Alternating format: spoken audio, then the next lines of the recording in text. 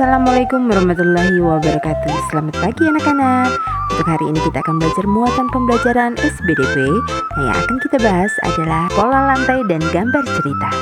Baiklah, kalian simak ya dan jangan lupa dicatat informasi pentingnya. Baiklah, kita langsung saja ya. Untuk yang pertama akan kita bahas adalah pola lantai. Misalnya kembali mengingatkan pengertian dari pola lantai.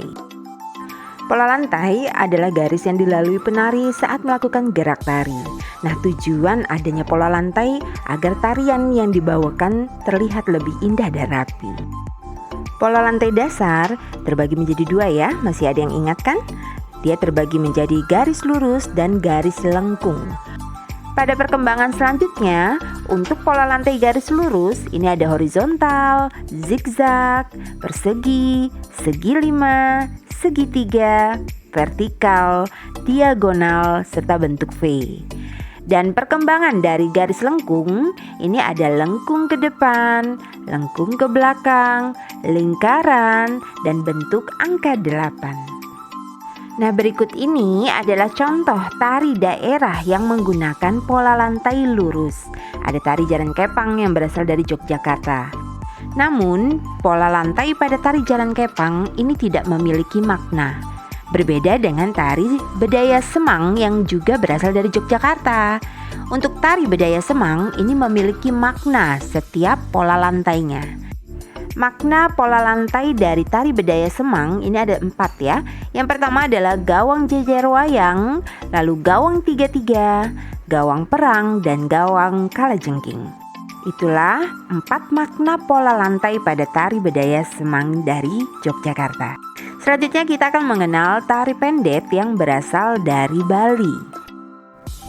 Tari pendet ini berawal dari ritual odalan yang dilakukan oleh masyarakat Bali. Ritual atau upacara sakral tersebut hanya bisa dilakukan di pura dengan sebutan mandedet atau mendet. Tari pendet ini pertama kali diciptakan pada tahun 1950 dan ini hanya terbatas bisa disaksikan oleh masyarakat yang melakukan ritual odalan di pura.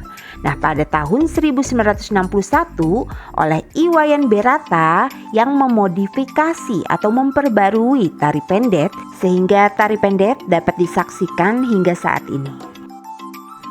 Makna atau arti dari tari pendet adalah menceritakan dewi-dewi kahyangan yang turun ke bumi. Tarian ini ditarikan secara berkelompok oleh remaja putri. Properti yang digunakan seperti bokor, sesajen, bunga. Sedangkan pola lantainya adalah bentuk V, lurus dan menghadap kanan kiri.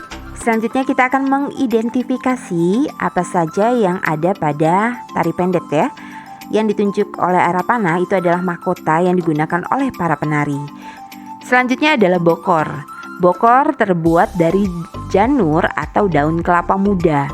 Nah, bokor sendiri berfungsi untuk menaruh sesajen yang digunakan dalam ritual tersebut. Nah, yang terakhir itu adalah kostum dari penari. Kostum yang digunakan oleh para penari itu merupakan pakaian khas dari masyarakat Bali serta menggunakan selendang.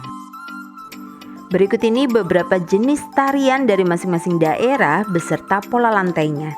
Silakan kalian catat ke buku catatan tematikmu. Selanjutnya materi yang kedua yang akan kita bahas adalah gambar cerita. Apa sih yang dimaksud dengan gambar cerita? Masih adakah kalian yang ingat? Nah, coba kalian perhatikan gambar yang ada di sana, nak. Bisa Pak ingatkan ya, untuk gambar cerita adalah gambar yang menceritakan suatu adegan atau peristiwa. Gambar cerita juga bisa diartikan sebagai gambar yang menunjukkan kegiatan orang-orang atau binatang dalam suatu peristiwa. Gambar cerita ini memiliki fungsi. Nah, berikut ini adalah beberapa fungsi dari gambar cerita. Yang pertama adalah untuk memperjelas isi cerita. Lalu untuk memperjelas pesan atau amanat sebuah cerita. Fungsi yang ketiga untuk menarik perhatian pembaca. Menambah nilai estetika atau keindahan. Dapat menjadi sarana mengungkapkan perasaan penggambarnya. Lalu di mana ya kita bisa menjumpai gambar cerita? Yang pertama adalah buku pelajaran. Sering kita melihat bagian cover ataupun bagian dalam buku yang ada gambarnya. Fungsinya adalah untuk memperjelas materi atau apa yang mau disampaikan oleh si penulisnya. Kemudian yang kedua adalah buku cerita. Nah, sering ya kita melihat ada gambarnya, Nak. Jadi kita mengerti apa yang mau disampaikan oleh si penulisnya. Selain itu ada di koran, majalah, brosur, serta poster. Nah, itu adalah beberapa contoh yang mana sering kita jumpai ada gambar ceritanya. Kemudian adalah teknik dalam pembuatan gambar cerita. Untuk tekniknya ini ada dua ya, ada teknik kering dan ada teknik basah. Seperti pada tema 1 ya, kita sudah pernah membahas tentang teknik kering dan teknik basah. Kalau teknik kering itu adalah menggambar tanpa menggunakan bahan pengencer, yaitu air atau minyak. Untuk teknik kering, alat yang digunakan misalnya bisa berupa pensil 2B sampai 6B, krayon, pastel, spidol, pensil warna, dan lain-lain. Intinya kalau teknik kering, ini dia tidak menggunakan air ataupun minyak ya, karena dia kering. Nah, kalian lihat pada gambar yang ada di sana, Nak. Itu adalah salah satu contoh hasil dari pengerjaan menggunakan teknik kering. Teknik yang kedua adalah teknik basah. Teknik basah adalah menggambar dengan menggunakan bahan pengencer, yaitu air dan minyak. Contoh alatnya itu seperti cat air, cat minyak, tinta bak, atau tinta Cina, dan cat poster. Nah, seperti apa contoh hasilnya? Itu ya, seperti gambar yang ada di sana.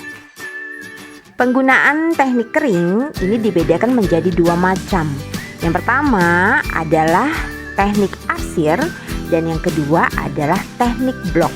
Lalu apa ya perbedaan dari teknik arsir dengan teknik blok? Untuk teknik arsir ini dilakukan dengan menorehkan pensil atau spidol berupa garis yang berulang-ulang. Ada kesan gelap terang dan kesan dimensi. Ya, lihat itu gambar contoh dari teknik kering yang menggunakan teknik arsir.